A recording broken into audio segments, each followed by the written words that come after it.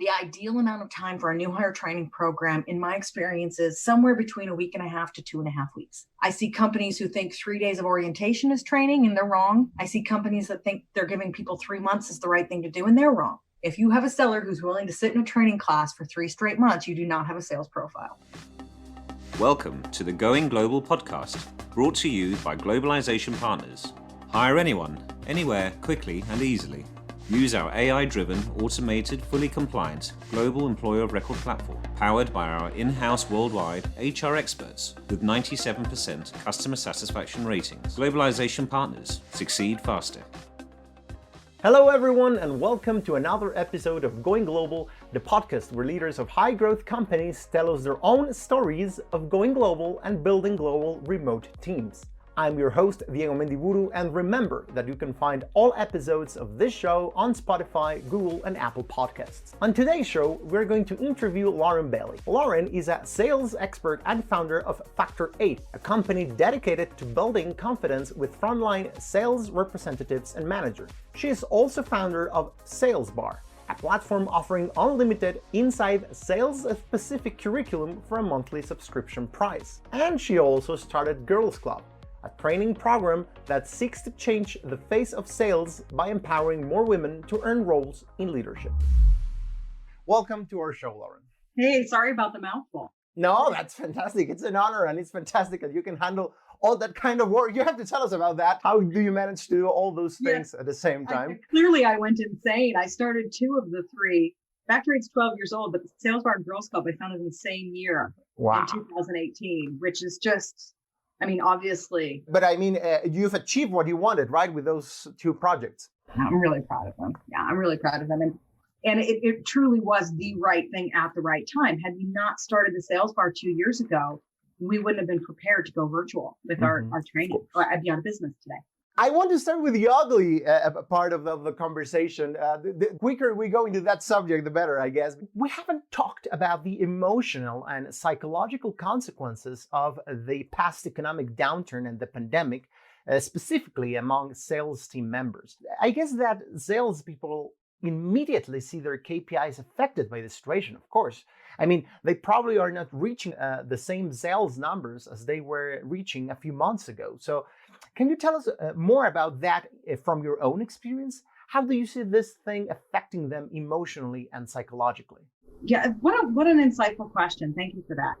I do get a chance to talk with lots of sellers and frontline managers and sales leaders. And I would say that the world changed for them about every 6 weeks, right? At the beginning, everybody was like, oh, crap, how do we get everybody to work from home? We're all about the technology, and, the WFH very quickly became an acronym that we all knew. And then it was, okay, now how do I get people to manage remotely? And then it was on the managers trying to figure that out. And then it was, oh crap, do we have to change our go-to-market strategies? Where do we have to pivot to find new sales? And then it was, here's another pivot. Do I have to change my goals, right? Is it fair to keep people to the same quota? And let's be honest, everybody made some sort of a pivot, and some industries took off, some turned left or right, some went down, some died. But in every one of those cases, the frontline managers and the sales reps went through a lot. I'm not hitting goal. There were mass layoffs that happened. I have to learn how to work in a new way. I'm working in my bathroom because I have 4 roommates. My manager is still telling me I have to hit the same goal, but I'm selling to restaurants for Christ's sakes. So, I saw people all over the place. And in the end, it really came down to leadership, because leadership is who pivoted to the right markets and the new strategies to keep companies alive. Leadership are the ones who thought about their teams and that psychological impact. The ones who said, we're not changing anything. You still owe the number. Nothing's different except for everything in your life. Their teams really struggled. As I was going through that continuum of everything that changed, what I hear about now is just how do we keep doing this? How do I keep them motivated? Right? As you're going through change, we're all on top of it. Now it's I've been doing this grind in my jammies now for 6 months. Do you work remotely? Is that new to you? Yeah. I'm here in my bedroom, almost next to my bedroom. Were you pre-pandemic remote? No, we didn't do it. I was working on a startup, and we have a co-working space, a beautiful co-working space with free coffee and beer, and we could play video games. And suddenly we are here with my dog next to me all day long. Yeah. Yeah. Okay. So I've been remote working since I was in charge of international enablement for SAP. So when I wasn't on a plane, I was working out of my living room. So that's like 15 years that I've been remote. So it's been really fun to watch the rest of the world go through this. Like there's this elation of I don't have a commute and isn't that great? And I'm going to work out in the mornings and I'm going to own my schedule. And then, fast forward to now and it's like, is 4 days too long to go without a shower? Yeah. Like, what's really the over on disgustingness? Can I really wear my jammies? We go through that slide and our psyches go with our hygiene. Yeah, and about that, what kind of measures have you seen that some companies and leadership teams have taken in order to help and aid their salespeople so they can feel less uncertainty and all those bad things? All kinds of things, right? There's reswizzling of goals and of targets. I think that's a huge one that people make. Just switching, buying some tools to help remote coaching, video use, dashboarding. The last thing you want is to have a remote manager micromanaging you, right? You owe 10 more dials today. So some of my friends that have tools like Ambition and Level 11 that are those kind of remote celebration gamification and dashboard things, that usage has spiked up. Conversational intelligence tools like Gong and Chorus and Exec Vision that help you record calls, that's gone up. A lot of companies spent more time investing, training in their people. They're going to have some time off the phones. Now we can do a better job of developing them. We saw all kinds of happy hours and games and team building, etc. Some of the best advice that leaders shared with me was just actually now getting off the video calls because, it was new and it was great, but now it's a pain in the butt to go video.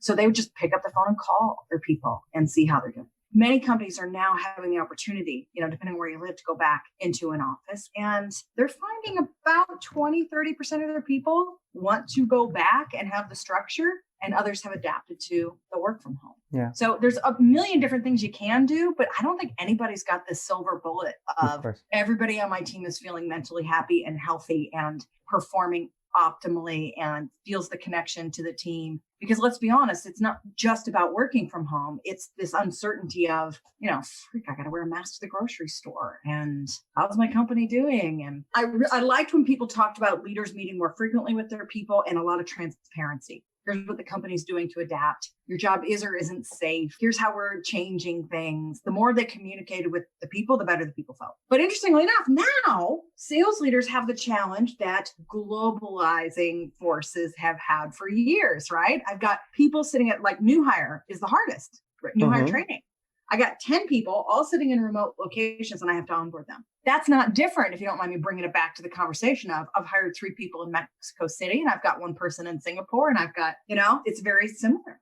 I wanted to ask this question further down the line, but I think it is a good moment to do it right now because I see a bit of a paradox here regarding how we use technology and how technology has changed sales in the last maybe 20 years. Because, we have a lot of technological tools now that seem to make the sales process easier, or at least easier to follow, to document, to capture data and things like that. But in the end, a lot of the training that you do, a lot of the conversations you take part of and the presentations you'd make are about something as simple as talking to one person over the phone. Well, 100%. So what's happened with the tech stack? Okay, so if I can go really global for a second, I promise to be faster on this answer, but I think that the huge changes have come in the last 10 years, right? As the customer's buyer's journey started to change 15 years ago, marketing, damn, they were on it, right? Marketing and Marcom and MarTech, they just snapped right to it and they're mapping to the customer's journey and we like the right tools at the right time. And you can see more data about customers than ever, right? Sales then started to come to the game. And I think that we overfixed on the tech stack, right? An average rep went from 3.2 to about 14 tools in the last 5 years. Wow. We also, by the way, at the very same time, we're experiencing a lack of unemployment. So when I would hire reps 20 years ago, we all had the same profile, right? College grad, 2 years of sales experience, played a competitive sport. And now you can't hire that. In fact, the average lifespan of an SDR is down to 15 months. You find somebody with 2 years of sales experience, they're burnt out. We are teaching young people to hate sales. So what we did is we overplayed the science and underplayed the art. We gave them more to do and manage with triple the tools. We segmented their job and uber specialized it. Yeah. We gave them scripts to make up for it. And we hired them younger with less experience, which is exactly why you've watched the trust of the public in salespeople plummet. Yeah, you mentioned that in your presentations. You mentioned that only 3% of the population trusts salespeople. I had to redo that deck when I talked about it over the last 2 years. Like every few months, there was a new and lower number. The only people we beat now are politicians. That's an awful thing to say. Like, thank God, I rue the day when the politicians people trust more than salespeople. We haven't raised our game. We are selling with this, like through all of that, the way we train and how we invest in training with our people hasn't changed. Through all of that change, we're still trying to train them and onboard them and manage them the same way. And I think it's a tragedy. What you're telling me is that basically technology has dehumanized sales, the sales process? Not all technology. I think the systemization, I think being ruled by technology has sometimes dehumanized sales. And here's what I put the caveat in there, Diego, is like some technology has helped humanize it. Our Zoom video conferencing, our bomb video emailing, like they are working to rehumanize sales. But as sales leaders, I think that we buy tools that we're looking for silver bullets. I think that we buy tools we wish we had when we were uber super performers, because we would do great with them. And if I were to say, here we go, I'm going to be a little controversial. Here's what I think has dehumanized sales.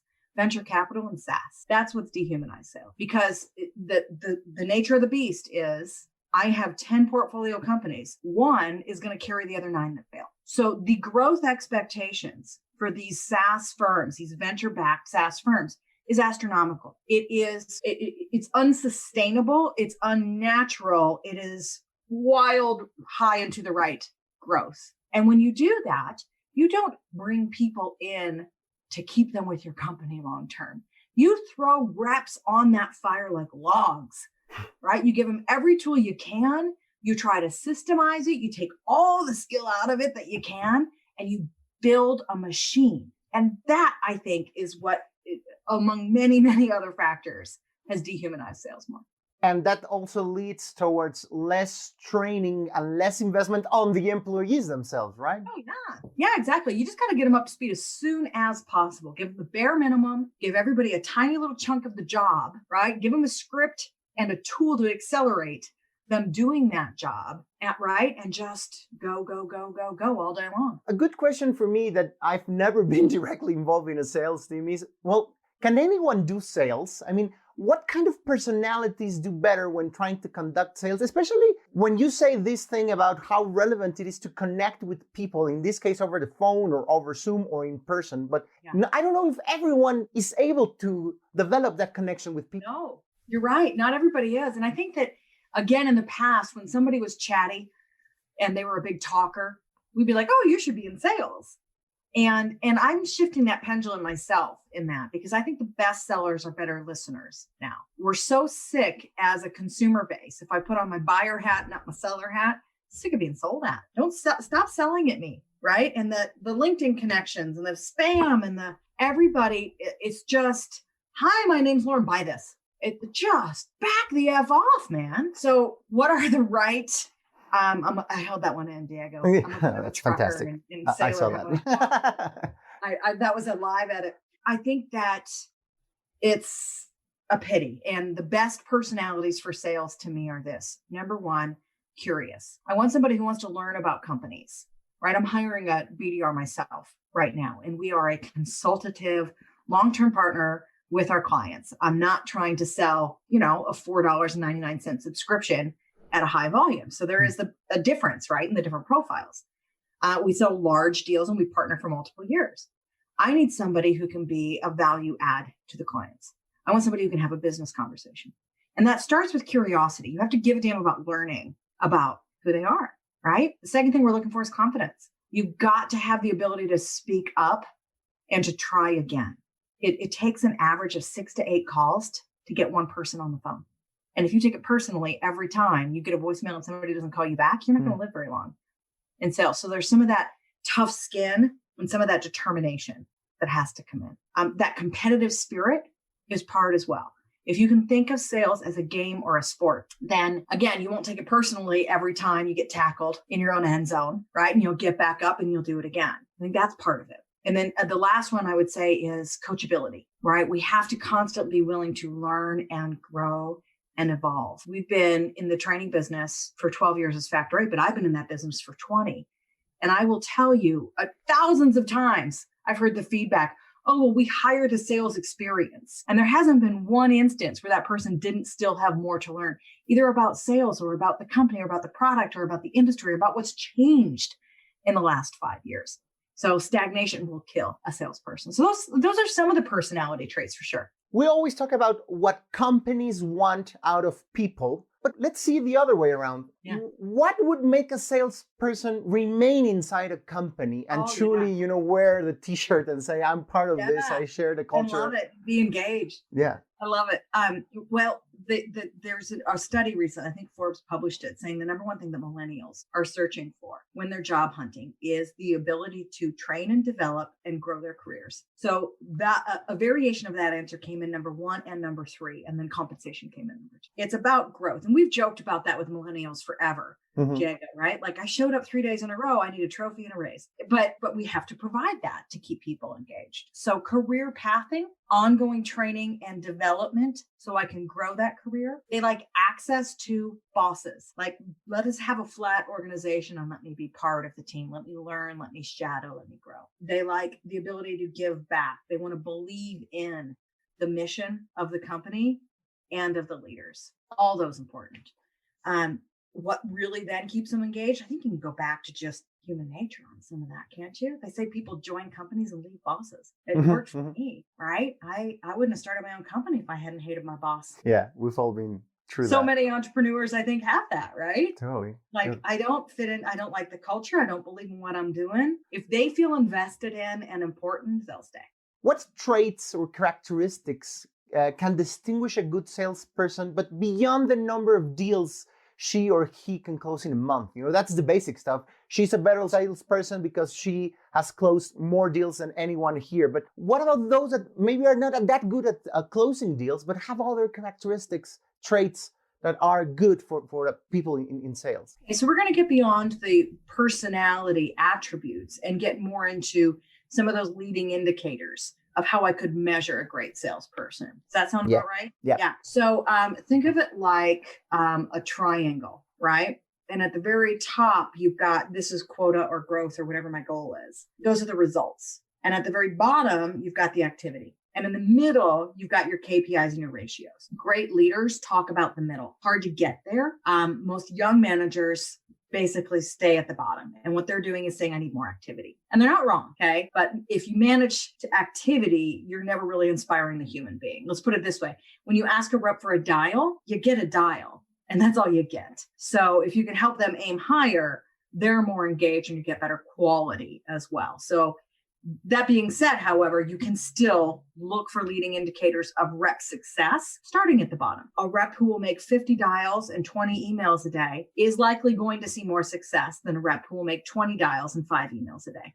So effort is down there at the metrics, right? You can look at outbound dials. You can look at emails and messages and social sent. You can look at a level higher and go with talk time, which is how often am I actually getting a chance for live selling time? We call those first base skills at Factor 8, and they're confidence building skills because you can't get home if you can't get on first. So if you can start by just doubling the amount of time you're talking to potential customers, a 50% increase at the top of the funnel has an incremental impact all the way down the funnel. So now you're going to get beyond some of those activities and get into the key performance indicators.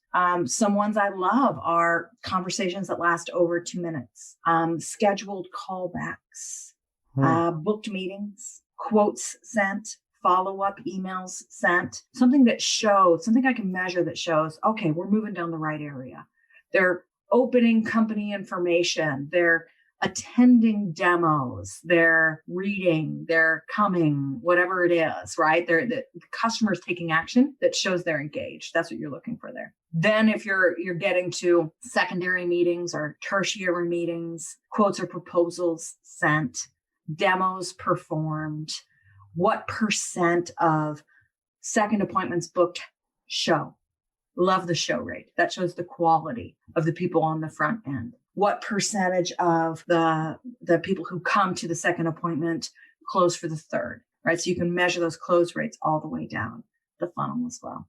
Then as you're getting towards the end of the sale, we can look at revenue. We can look at average deal size or recurring revenue amounts, lengths of deals. A lot of account managers are looking at penetration or growth numbers. It's very common if I own a book or a business with 100 accounts that I basically make 80-20, right? 80% of my revenue off the top 20 accounts, and I never touch the rest of them.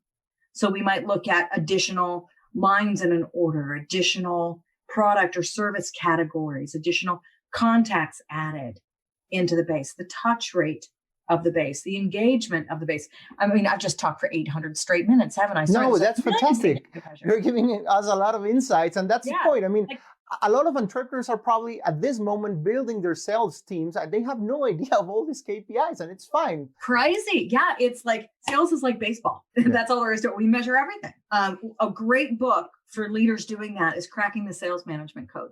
That's something that's a great resource that kind of helps you look at KPIs and things differently. Because as I was giving all of those examples, they're right for different types of sellers and different types of roles and different types of sales cycles. What happens when it's time to grow a sales team internationally? I mean, what are the mistakes that you see that most entrepreneurs or business leaders, make when designing this new global sales strategy and building an international sales team? So this is a tough one, right? Some of what I'm doing is talking about mistakes I've made, but also going into my way back machine. As I was traveling between 2000 and 2018, I spent a ton of years traveling globally and launching inside sales teams for companies. And sometimes we did it with partners, outsourcing organizations. Sometimes we did it in-house. Dang, I wish I knew about companies like Globalization Partners. I started to go with Factory down the road of international growth and then pulled back because I didn't have the right kind of presence in the areas and screwed that up.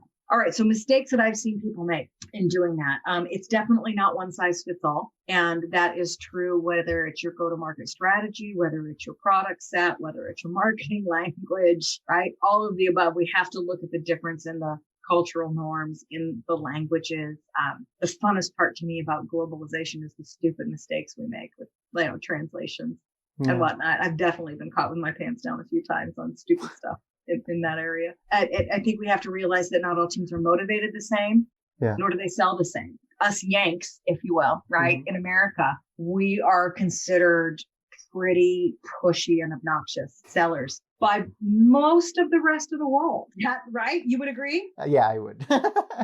Right. So we can't necessarily take our tactics and how we sell to our customers globally, nor can we take the way we manage people, right? We have the least amount of vacation than anywhere else in the world. When I was hiring my lead in Germany, he was 10 years my junior, made about 20 grand more than I did, got a company car and 3 times the vacation. There are different cultural norms places, right? And we can't assume that we're the experts. So I think that the number one advice I have is you've got to find the local flavor. You've got to find the local expert, whether that's your leader or your partner. You don't let, a guy sitting in Georgia on his own open and run teams in EMEA or, Eastern Europe or Asia. You've mentioned culture, and that's a very interesting topic. I mean, you, for example, have made presentations where you identify several types of intros, for example, for sales calls. So how much do you have to change those strategies and scripts when doing sales internationally? I mean, you have to capture some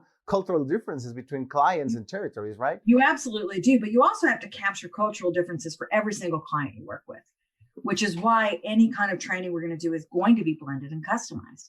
You have to do it that way, right? I can tell you that these are the psychological components of a really great introduction and why it works, right? And for that example, Diego, it's based on this theory. Nobody's waiting for your call, right? Some companies and cultures are going to be ruder than others, right? Yeah. But if you're prepped for the rudeness of an American, you're going to be sitting pretty in Asia and the UK, et cetera. And the goal of the intro is not to sell anything, but to get the other person talking. Once you get them talking, you can have a conversation. That is true anywhere on this earth, right? So the psychology behind it is sound. Now, how you execute it gets to be customized. Some people come in hard. Their intro is about, here's exactly what I'm going to be able to do for you. I've perked your ear. I've made promises. I've come across bold. And now I've gotten you talking.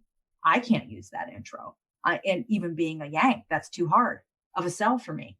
Mine is, my goal is to see if maybe I can help you do X, Y, and Z, where I've perked your ear with that benefit, but I'm not coming in telling you, I'm coming in asking you. That fits my culture, even though I'm still an American. When we teach that in the UK, we find that we front end it with more pleasantries.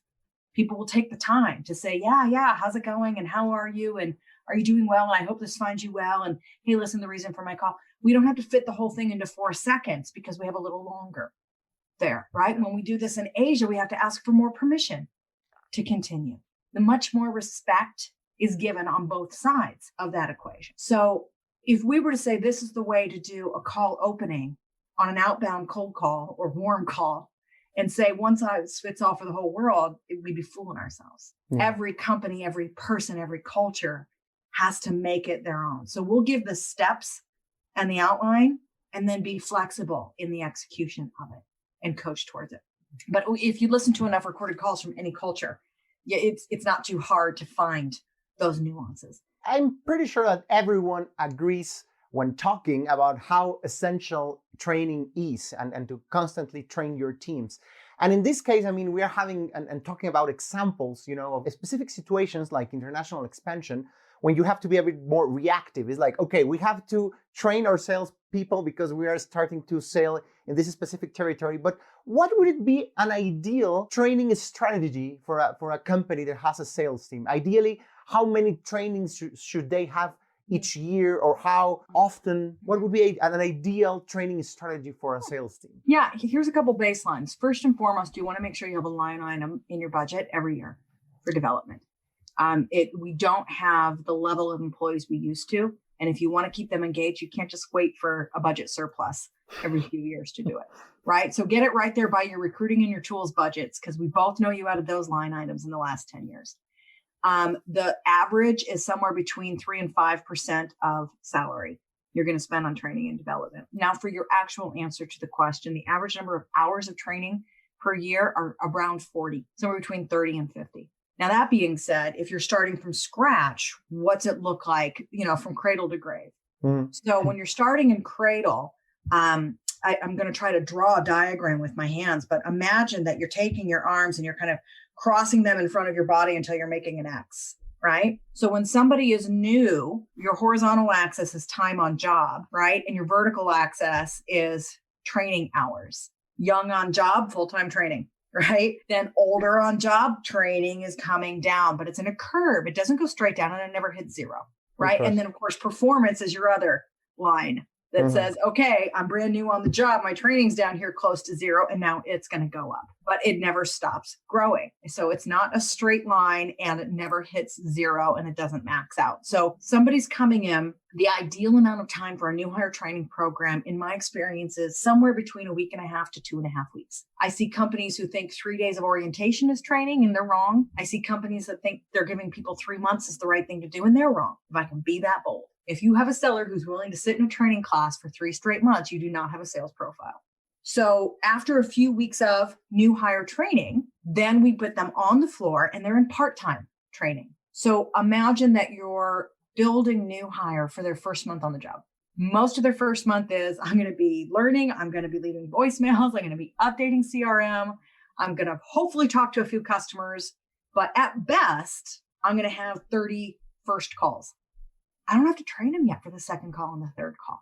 I need to teach them how to find people in the CRM, not how to process a return. So if you orient it towards sort of just in time training, which is what I call that graph, then you're on the right track. So their first 3 months on the job, they may still be spending 10 hours a week in the class, which is great. They can apply it on the job, but you never get all the way to zero. So now you've got somebody who's actually at quota or more tenured, and maybe they're doing training 2-3 hours a month, sharpening different skills, learning about different products, taking next level skills, preparing for the next promotion, etc. I was wondering if you could share with us a story of maybe a real example of a person, that maybe had some training with your company, with Factor 8, and went through all this process, this prototypical person we've been talking about. So someone that maybe we saw that had these traits, these characteristics at the beginning, but didn't have the training, and then suddenly was prepared and became a great salesperson. Can you share a story like that? It's hard to pick, but I got an email. It wasn't an email, it was a LinkedIn message. Oh, it might have been 6 weeks ago now, from Sierra. And she was one of the first people I trained personally when I had a one-person company. She worked for a temporary housing solution. So instead of putting companies, employees who were traveling for work and had to do so long-term, instead of putting them up in a hotel or a budget suites, you would go through this company and they would help find new locations, and it felt more like home. Anyway, they had moved from a field to an inside blended field approach and hired a whole bunch of reps, and it just wasn't going well. They had done training. They'd been on the floor for a couple of weeks, and it was just kind of flat. They weren't getting anywhere. I used to work with their VP of operations, and he pulled me in and said, help, right? I've spent money on this training and it's just not happening. I've got everything from call reluctance to people vomiting all over the customers on the phones, but we're getting nowhere. So we custom designed, it was the birth of a lot of our factory curriculum. We custom designed an outbound series of modules for them in getting appointments and finding the right people and uncovering the needs and qualifying the accounts to find out what they were worth to you before you went after selling them hard. And it was tremendously successful. They went from like 30% to quota to 110% to quota and just in days, and relaunched the whole program. It was fabulous. It gave me the confidence to say, yeah, this is the right curriculum. I'm going to officially move my company in this direction. Anyway, I thought of Sierra because she sent me a note on LinkedIn. And this is like the very, very best part of my job. It's 12 years later and 11 years later. Thank you so much. I still use this. It helped me get to the top rep. Now I'm leading a team. It made a whole difference in my life and career, right? And she's a mom now and sent me kids' pictures. But that's the beauty of what I get to do every day, right? We get to change lives, and the beauty of the sales profession, because there's no other job where you have that control. If you're a super high performer, you're going to be paid like a super high performer, and you have a chance to change the life for you and your family. It's a great example of how training can see immediate results. That's what you basically said. Oh God, yeah, it should. You should see spikes right away. The hard part shouldn't be in seeing a spike. The hard part is typically in sustaining it. Yeah, we're approaching the end of this conversation, but I want to talk, of course, about Girls Club, because as I mentioned before, it's a training program that seeks to change the face of sales by empowering more people to earn roles in leadership. So, I mean, I'm going to be a bit naive here, but because we know that in many industries, there is, a big difference between the number of men and women in leadership positions, unfortunately. But I mean, one would think that in a country like the US, for example, where half the population, as many other parts in the world, is women, there would be a similar percentage of women in sales teams. Why this isn't the case, and what are the consequences of this? Yeah, it's really bad. In fact, there's only one industry that has fewer women leaders than sales, and that is the supply chain industry. In other words, Diego, long haul trucking has fewer women in leadership than sales, and that's it. Everybody it's bad. And I just got so sick of talking about it, I decided to try to do something about it. So I think your question is it really that disparate, or why is it that disparate? Why is it that different? And especially, what are the consequences of this? Because of course, if you're trying to sell something, a product or a service aimed to the overall population, and you have only men and doing so, you will fail. Well, there's a lot of studies that will tell you that women outperform men in selling, that women-led sales teams outperform male-led sales teams, that women sales leaders outperform, and even companies with women CEOs. But I don't think it needs to be a competition. I don't mean it like that, right? I think the consequences of not having more women in your front lines and your midlines is that you're condemning yourself to a very long history of not having more women. Women hire more diverse teams. It's well proven, right?